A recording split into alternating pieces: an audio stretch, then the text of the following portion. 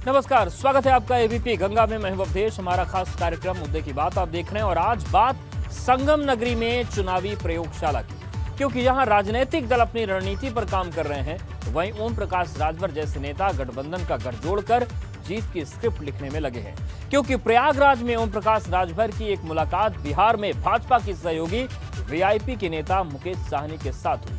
वहीं राजभर की एक तस्वीर दलितों के नेता के तौर पर उभरे चंद्रशेखर के साथ सामने आई है। अब सवाल इस बात का है कि ओम प्रकाश राजभर इतने सारे नेताओं के साथ मिलकर किसका खेल खराब करने की योजना बना रहे हैं, क्योंकि पिछले बीते कई महीनों में ऐसा नेता नहीं है कोई जिससे राजभर ने मुलाकात न की।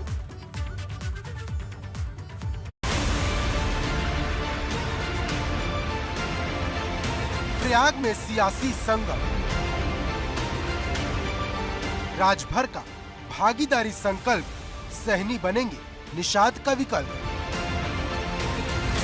चंद्रशेखर से राज की बात, क्या दलितों का मिलेगा साथ?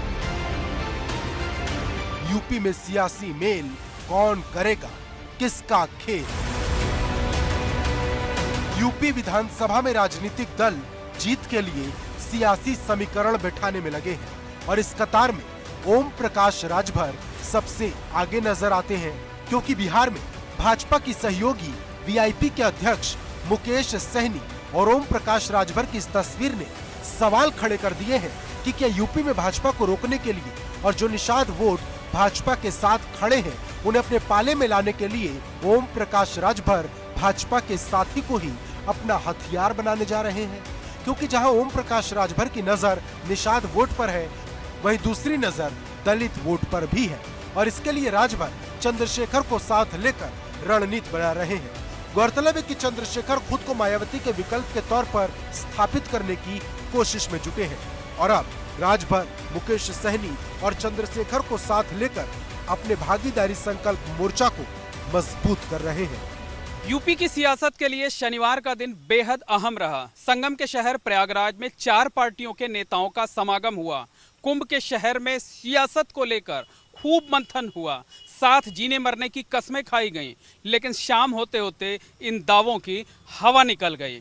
आज प्रयागराज के एक होटल में आम आदमी पार्टी के नेता संजय सिंह, पूर्व मंत्री और सुभाषपा के अध्यक्ष ओम प्रकाश राजभर, आजाद समाज पार्टी के अध्यक्ष चंद्रशेखर रावण और बिहार के मंत्री व वीआईपी पार्टी के अध्यक्ष मुकेश साहनी ने देर तक गुफ्तगू की। एक होटल के अंदर ये चर्चा हुई, तय ये किया गया कि यूपी विधानसभा का चुनाव सब साथ मिलकर के लड़ेंगे। अब प्रयागराज में हुए इस सियासी संगम के मायने भी समझ लीजिए। दरअसल राजभर की नजर दलितों के 22% वोट और निषादों के 18% वोट बैंक पर है। इसके अलावा राजभर ओवैसी को साथ लेकर मुस्लिमों के 19% वोट को भी अपने पाले में लाने की कोशिश कर रहे हैं। राजभर को लगता है कि ये वोट एक साथ आ गया तो यूपी में बड़ा खेल होगा, लेकिन राजभर का मन इतने से भर जाए तो वो राजभर ही क्या, क्योंकि इस वक्त यूपी में कोई ऐसा राजनीतिक दल नहीं जिसके नेता से राजभर ना मिले हों। राजभर की एक मुलाकात हाल ही में भाजपा के प्रदेश अध्यक्ष स्वतंत्र देव सिंह से हुई। वहीं उनकी दूसरी मुलाकात आप नेता संजय सिंह से भी हुई थी। इसके अलावा ओम प्रकाश राजभर सपा के अध्यक्ष अखिलेश यादव से भी मिल चुके हैं और खुले मंच पर निषाद पार्टी को ऑफर तक दे चुके हैं। हमारे बड़का भैया बैठे हैं, 18% इनका वोट है, अब 12 से 22% हमारा वोट है। ये दोनों जने मिल जाएं तो हमने अपन कामों में बना लें। चलिए ब्रेक मिलन हो रहा है। डॉक्टर संजय निषाद बताइए, मिल रहे हैं क्या? साफ आमंत्रित कर रहे हैं आपको। तो भैया का पैर और जुबान जब एक जगह रहे तब तो कुछ सोचा जाए। लेकिन सवाल बड़ा है कि ओम प्रकाश राजभर दिल से किसके साथ है और जिस तरह से वो सभी राजनीतिक दलों से मिल रहे हैं वो आखिर में किसके साथ होंगे, क्योंकि अक्सर 2 नावों की सवारी मुश्किल में डाल देती है। ऐसे में प्रयागराज में हुआ ये सियासी मेल यूपी में क्या खेल करेगा, इसका इंतजार है। प्रयागराज से मोहम्मद मोइन के साथ bureau report, ABP Ganga. Jatland के नए चौधरी की यूपी चुनाव में इस बार पश्चिम यूपी बड़ी भूमिका निभाने जा रहा है, या यूं कहें कि किसान आंदोलन के बाद सभी राजनीतिक दलों की नजर पश्चिमी उत्तर प्रदेश पर टिकी है और अब इसी पश्चिमी यूपी में जयंत चौधरी की रस्म पगड़ी होने जा रही है। उन्हें रालोद का नया चौधरी चुना जाएगा।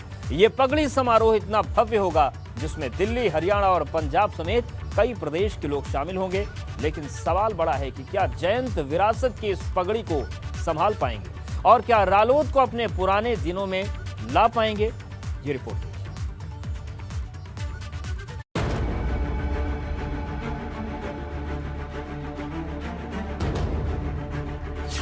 जयंत बनेंगे जाटों के चौधरी, संभालेंगे विरासत की पगड़ी।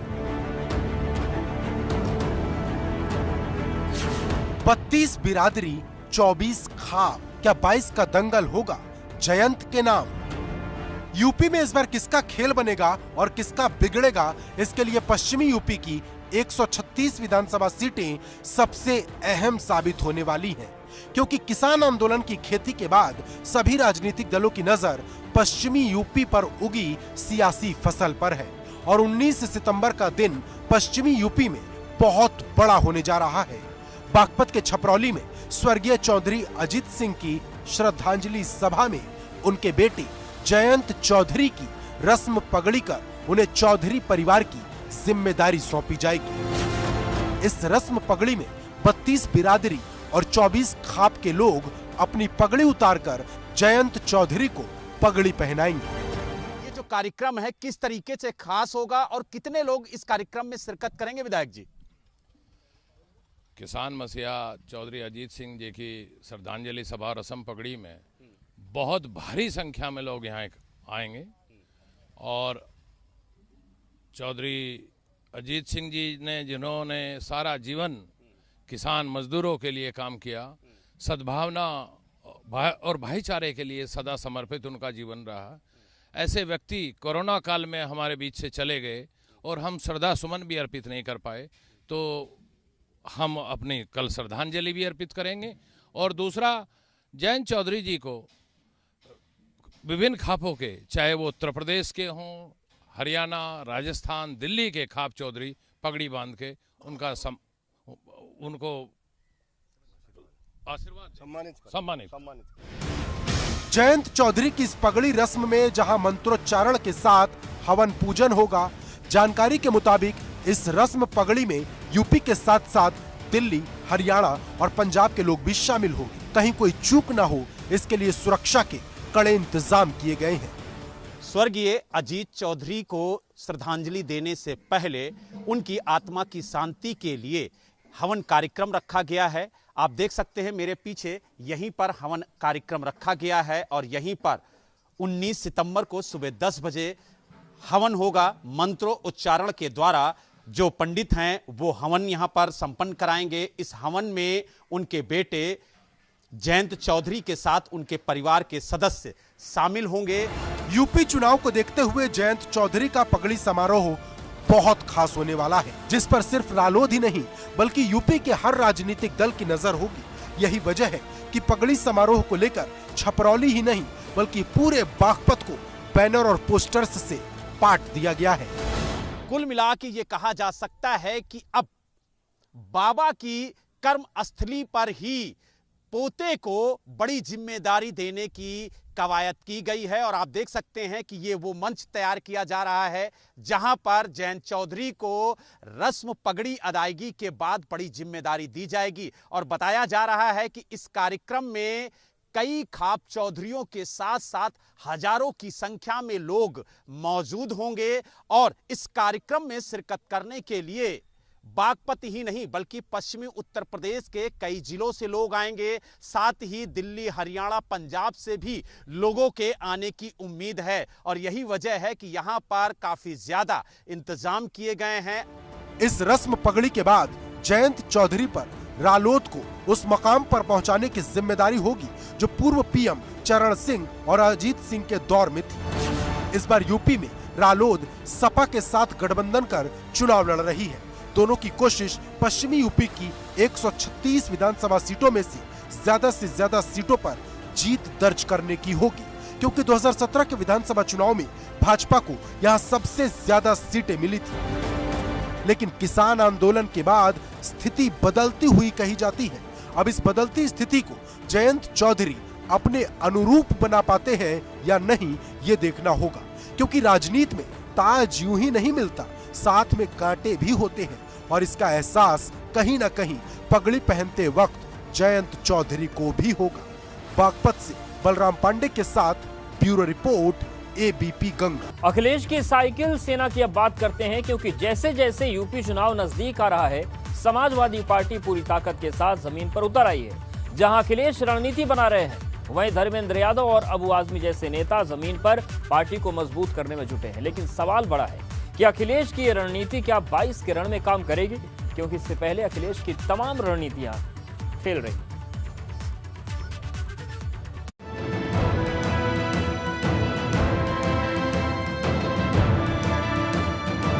2022 की लड़ाई, साइकिल की चढ़ाई।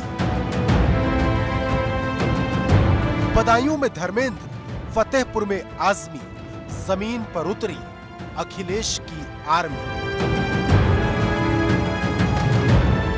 इन दो तस्वीरों से समझा जा सकता है कि जमीन पर सपा की तैयारी कैसी है, क्योंकि अखिलेश यादव जहां लखनऊ में रणनीति बना रहे हैं, वहीं धर्मेंद्र यादव और अबू आजमी सेनापति बनकर जमीन पर पार्टी का बूथ मजबूत करने में जुटे हैं।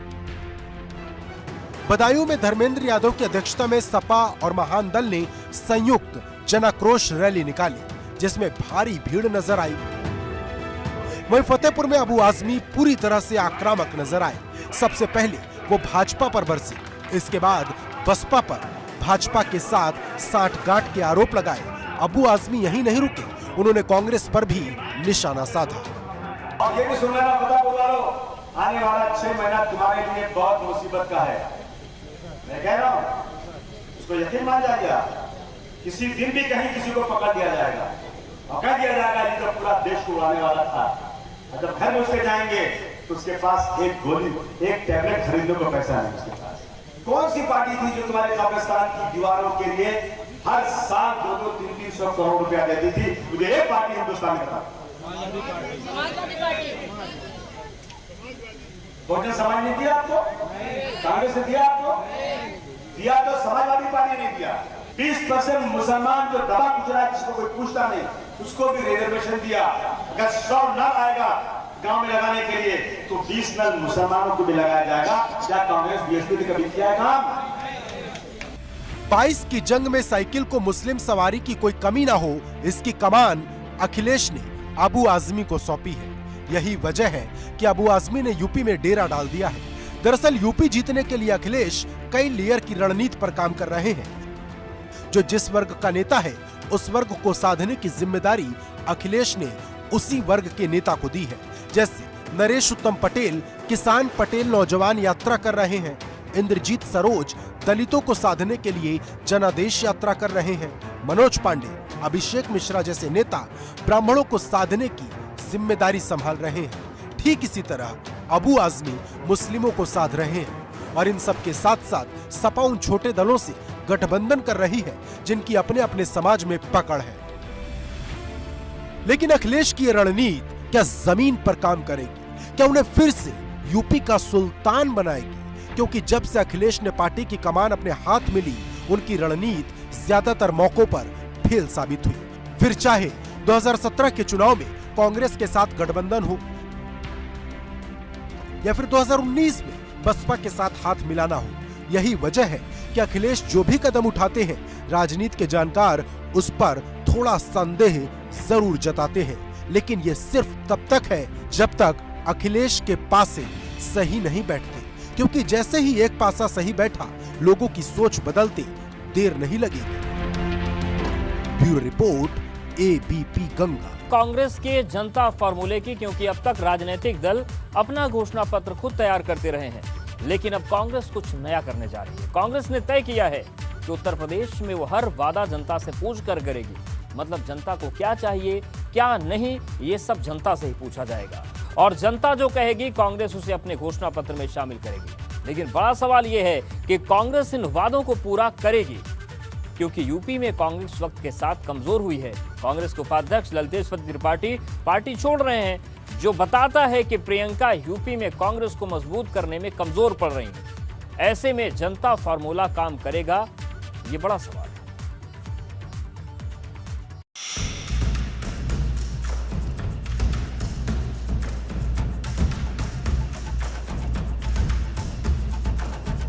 यूपी के विधानसभा चुनाव की तारीख जैसे जैसे नजदीक आ रही है, सियासी दल जनता को लुभाने के लिए अपने अपने तरीके से कोशिश में जुटे हैं। सम्मेलन और यात्राओं के जरिए शुरू हुआ सियासी दंगल घोषणाओं और लोक लुभावने वादों पर आ गया है। कांग्रेस नेता जनता के बीच जाकर उनसे जुड़े मुद्दों पर बात करेंगे। पार्टी का घोषणा पत्र तैयार करने के लिए वोटरों से राय ली जाएगी। जनता से जुड़े मुद्दों को समझकर उन्हें घोषणा पत्र में शामिल किया जाएगा। कांग्रेस की इस घोषणा पत्र समिति के अध्यक्ष सलमान खुर्शीद, पूर्व प्रदेश अध्यक्ष राज बब्बर, पार्टी प्रवक्ता सुप्रिया श्रीनेत, पूर्व सांसद प्रमोद तिवारी और पूर्व मंत्री पीएल पुनिया वोटरों के बीच जाकर रायशुमारी करेंगे। सिर्फ कांग्रेस ही नहीं बल्कि भाजपा, सपा, बसपा और आम आदमी पार्टी भी अपने अपने चुनावी वादों के साथ जनता के बीच में पैठ बनाने की कोशिश में है। भाजपा 2022 में कई मुद्दों को लेकर जनता के बीच जा सकती है, जिसमें अयोध्या में राम मंदिर निर्माण, कोविड मैनेजमेंट में अव्वल और वैक्सीनेशन में नंबर 1, अस्पतालों में ऑक्सीजन प्लांट समेत दूसरी व्यवस्थाएं, शिक्षा के क्षेत्र में बदलाव और युवाओं के लिए रोजगार के साथ स्वरोजगार के अवसर जैसे मुद्दे शामिल हैं।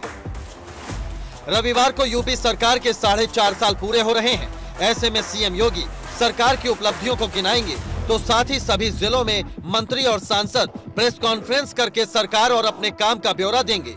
भाजपा और कांग्रेस से अलग सपा बसपा भी एड़ी चोटी का जोर लगाए हुए है। बसपा प्रबुद्ध वर्ग के सहारे 2022 चुनाव में 2007 की जीत को दोहराने की कोशिश में है, तो वहीं समाजवादी पार्टी ने भी युवाओं को रोजगार और प्रबुद्ध वर्ग को साधने की कोशिश की है। वहीं आम आदमी पार्टी ने यूपी में शिक्षा व्यवस्था में खामी और फ्री बिजली का कार्ड खेलकर चुनावी जंग को दिलचस्प बना दिया है। हालांकि अभी चुनाव में करीब 5 महीने का वक्त है। ऐसे में जनता के दिल में कौन अपनी छाप छोड़ने में कामयाब होता है, ये तो नतीजे ही बताएंगे। Bureau report, ABP Ganga. Yogi सरकार के ये 4.5 साल कैसे बीते, इसको लेकर योगी सरकार जनता के सामने पूरा हिसाब रखने जा रही है। मतलब जनता के लिए क्या काम किया, उन सब का हिसाब योगी सरकार जनता को देगी। लेकिन कैसे रहे योगी सरकार के 4.5 साल, ये रिपोर्ट देखिए।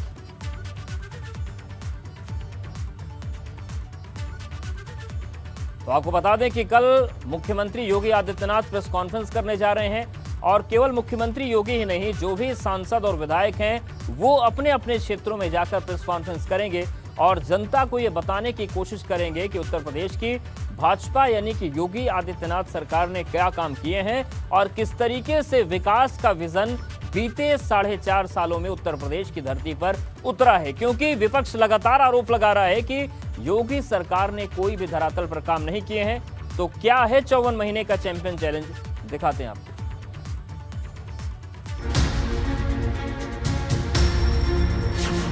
योगी सरकार के 4.5 साल कितने कमाल, कैसा होगा चुनावी साल। योगी देंगे एक एक काम का हिसाब। यूपी की सत्ता पर काबिज हुए योगी सरकार को 4.5 साल पूरे हो गए हैं और अब इन्हीं 4.5 साल के कामकाज का हिसाब अगले साल होने वाले विधानसभा चुनाव में होगा। मतलब यूपी की जनता के लिए कितना काम योगी सरकार ने किया और कितना वो इस कसौटी पर खरा उतरे, हर चीज का हिसाब होगा। लेकिन जनता अपना फैसला दे उससे पहले खुद योगी सरकार अपने 4.5 साल का हिसाब किताब देने वाली है। सरकार की मंशा है कि चुनाव से पहले इन 4.5 साल में किए गए काम की जानकारी प्रदेश के हर नागरिक को हो। योगी सरकार माफिया और बाहुबली पर किए एक्शन को चुनावी मुद्दा बनाने की कोशिश कर रही है, क्योंकि जिस तरीके से माफियाओं पर कार्रवाई का बुलडोजर चला उससे भाजपा एक बड़ा संदेश दे रही है। भाजपा के मुताबिक माफियाओं पर एक्शन लेकर 1,866 करोड़ से ज्यादा की संपत्तियां जब्त की गई। साथ ही 62,000 हेक्टेयर से ज्यादा की जमीन खाली कराई गई और 187 भूमाफियाओं को जेल भेजा गया। माफिया के खिलाफ योगी सरकार ने ऐसा जबरदस्त अभियान चलाया कि बड़े बड़े बदमाश या तो प्रदेश छोड़कर भाग गए या उन्होंने सरेंडर कर दिया। 4.5 साल में मुख्तार अंसारी, अतीक अहमद, सुंदर भाटी और कुंटू सिंह समेत 25 माफिया और 8 गैंगस्टर की 625 करोड़ की संपत्ति सरकार ने या तो जब्त कर ली या उसे ध्वस्त करा दिया। यही नहीं, संजीव माहेश्वरी उर्फ जीवा, बबलू श्रीवास्तव, सुंदर भाटी, आकाश भाटी और सिंहराज भाटी जैसे बड़े माफियाओं को सजा दिलाने में भी महत्वपूर्ण भूमिका निभाई। भ्रष्टाचार पर जीरो टॉलरेंस। योगी सरकार शुरू से ही भ्रष्टाचार पर सख्त रही है। मुख्यमंत्री न खाऊंगा न खाने दूंगा वाली पॉलिटिक्स पर काम करने का दावा करते हैं। योगी सरकार ने जीरो टॉलरेंस नीति के तहत 4.5 सालों में भ्रष्टाचारी अफसरों और कर्मचारियों पर ताबड़तोड़ कार्रवाई की। विजिलेंस और एंटी करप्शन को नींद से जगाने का काम योगी सरकार ने किया। विजिलेंस के प्रदेश के 10 नए जनपदों में थाने खोले गए। विजिलेंस ने 142 मामलों में कार्रवाई की, 200 से ज्यादा मामलों में अभियोजन, 10 मामलों में छोटे बड़े दंड और 7 मामलों में क्षति या भरपाई की वसूली की कार्रवाई की गई।